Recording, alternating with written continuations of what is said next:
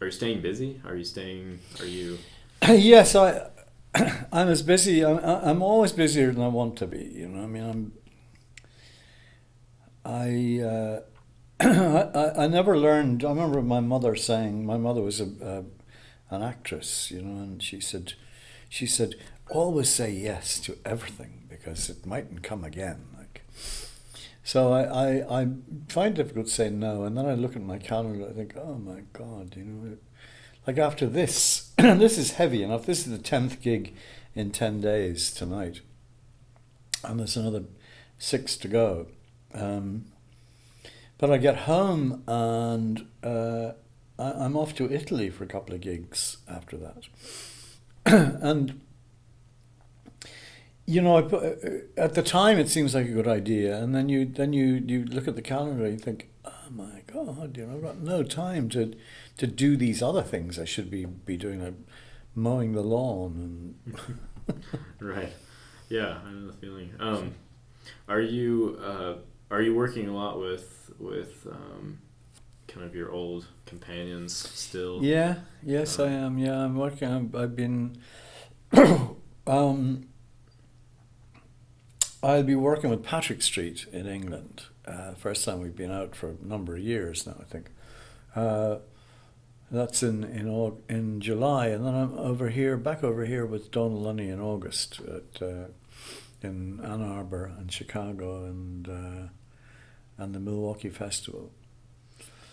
And and there's kind of a hint of a new band and all that kind of stuff too. So oh, right. yeah, A new band. yeah. uh, I'm not going to say any you're not more going than to that. say. um, well, so do you feel like just you've been in a lot of bands over the years, Sweeney's Men, Blank Sea, and involved in a number of other projects. And what do you feel like any of those bands ever completely go away, or are they just sort of on hold? And Um, well, I think Planksty you'd have to draw a line under that because I don't think Christie would be doing it again. Um, we did continue that after you know, we had we had a couple of years where we played gigs in Ireland in 2004 2005, and it was great. It was so good. And after that, Christie decided he didn't want to play anymore. So we had a band called LAPD, which was Liam O'Flynn, Andy Irvine, Paddy Glacken, and Don Lunny, and Liam has just left that. mm, So that's why the new band is kind of being thought of. It's right, the remnants of LAPD plus two others. right, okay. Um, and what Oh, Mosaic, of course. I Mosaic? Yeah. mean, Mosaic hasn't played for a while, but it's Mosaic is touring in Ireland in October. Oh, okay. Yeah, which is I'm really looking forward to that. Okay, nice. Are you writing as much? Do you feel like you're writing as much as you ever have, or? Well, I was never very disciplined in writing. You know, sometimes something would come, and other times it wouldn't. And no, I can't say I'm not exactly a prodigious writer. Right. I wish I was, but I always feel that my muse is very I have a very dainty muse, and I don't want to overtax her. Like, Right. But you're always. It seems like from what I can tell from your recent endeavors, you're always learning new tunes and yes, learning yes, new yeah, songs, exactly. um, and that's I can say for myself that's definitely something Well, that's I creative. yeah. That's creative enough too. You know, I mean, You're always trying to work new arrangements for yes, yeah. you take a song and you make it your own, and you work it up, and then you have to. When you get to my age, you have to practice it, or you have to play it in front of an audience about 15 times before it kind of plays itself. Right, right. Well, let's see. What are we doing on time? We got 15 minutes till the door. I'm sure you want to. Well, one last question. but you already answered it earlier. I was going to say the one that you've probably heard a million times: when's Planxty getting back together? Well, I'm afraid that But it doesn't look likely at this point. Likely. Yeah, I'm afraid not. It's a shame. And it's not my decision, and it wouldn't be Donald's decision, and it wouldn't be Liam's decision, I don't think. But that's the way it is at the moment. Right. I heard somewhere. I heard somewhere somebody told me that the reason Planxty never played in the U.S. Correct? No. And somebody told me that the reason for that was that Christy didn't like to get on planes. Is that true? Well, that was true actually. Christy, I never noticed it when I never knew it in the old days when Planxty would fly to Glasgow or something, do whatever. But then after Planxty split up, he did say he didn't like traveling on planes, and I don't know where that lies. Maybe that's the reason he doesn't come to the States anymore. I don't know. Yeah. Huh. But I mean, if Planxty had got a tour in the US, Christy would have flown, I think. Yeah. Well, last thing,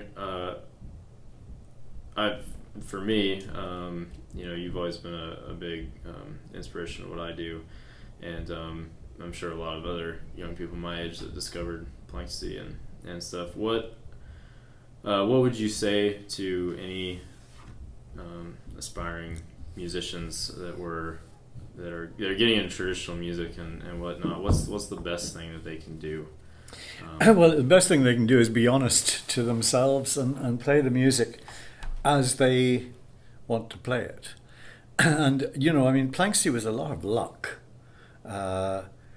We didn't change anything. None of us changed our particular approach to music. We tried to fit it all in together, and we are still all amazed that it was that overnight success. So, yeah, I think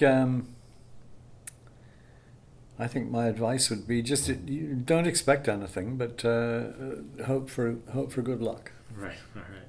Well, thanks for sitting down with me, and I'm looking forward to the show. Great, Jake. Okay, thanks a lot.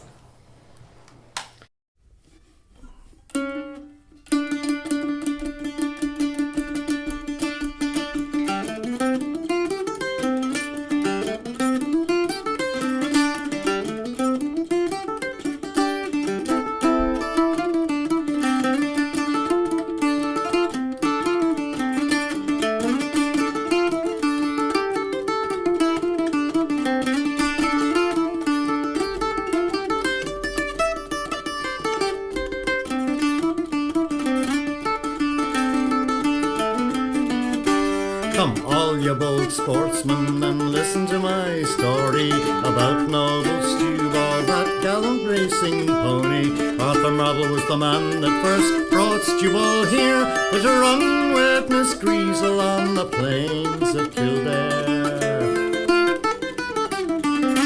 And the fame of his actions we've heard all before. Now he is challenged by young Mrs. Gore to run with Miss Greasel, that handsome grey mare, for 10,000 gold guineas on the plains of Kildare. And the cattle they were brought out with saddle, whip and bridle. The gentlemen did shout at the sight of the gallant riders, in viewing the cattle just as they came there. Oh, they all laid their money on the Monaghan grey mare. And the order it was given, and away they did fly. Stewball like an arrow, the grey mare passed by. If you had been there to have seen them going around, you'd have thought to your heart that he'd ne'er touched the ground.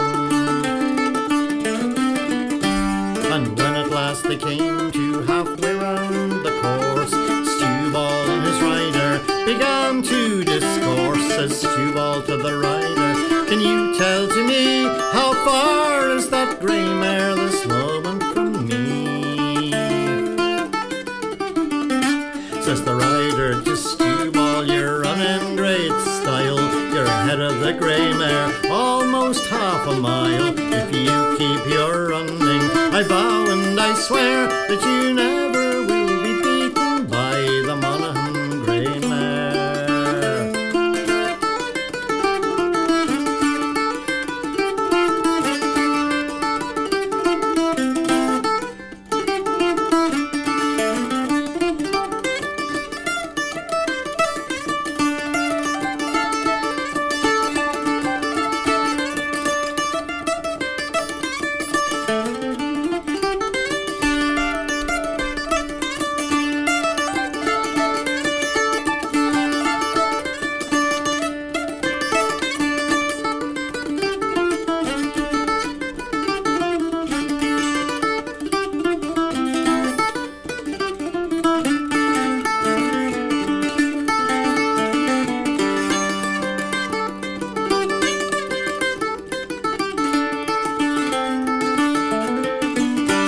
The last winning post you all passed it quite handy. Horse and rider both called for sherry, wine and brandy. They drank up a health to the noble green mare, for she emptied their pockets on the plains of Kildare.